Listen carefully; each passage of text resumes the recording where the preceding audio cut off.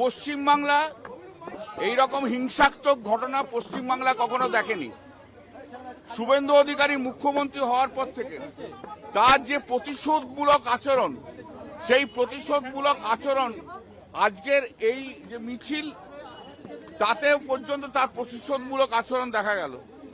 আপনারা জানেন যে হাইকোর্ট থেকে অর্ডার নিয়ে আমরা আজকে আমাদের যুব এবং ছাত্র উইং তারা এই মিছিল করতে গিয়েছিল এবং এই মিছিল করার সময় আজ সকাল থেকে এই অঞ্চলে এই যে গলিটাতে আপনারা দাঁড়িয়ে আছেন, এই গলিটার মধ্যে প্রায় 300 ছেলে উইদাউট হেলমেট, বিজেপির ছেলেরা 300টা ছেলে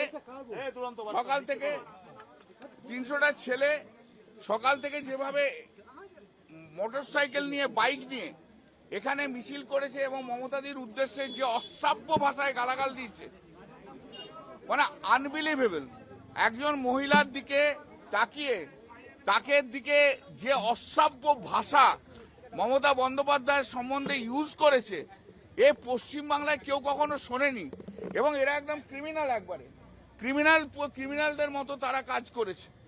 শুধু তাই নয়, তারপর সকাল থেকে উইদাউট পারমিশন একদম কালীঘাট থেকে বালিগঞ্জ ফাঁড়ি পর্যন্ত মাইক লাগিয়ে ডিজে চালিয়েছে এবং ডিজেতে গালাগাল দেয়া হচ্ছে। ডিজের গানগুলো যেগুলো গালাগাল দেয়া গান চোর গান রয়েছে, সেই গান টানগুলো দেওয়া হয়েছে।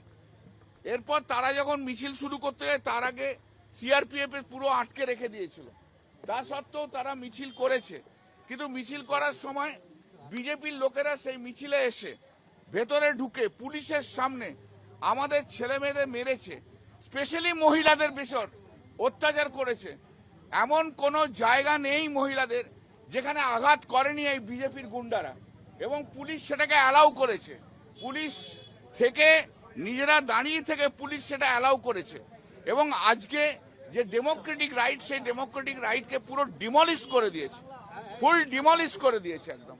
এটা অসম্ভব, মানে আনথিঙ্কেবল, ভাবা যাচ্ছে না, কোর্টের নির্দেশ তো মানলই না, ছেড়ে দিন।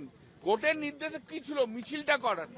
সেই মিছিলটা তো ভালোভাবে যাতে হয়, ল অ্যান্ড অর্ডার দেখার ডিউটি তো পুলিশের।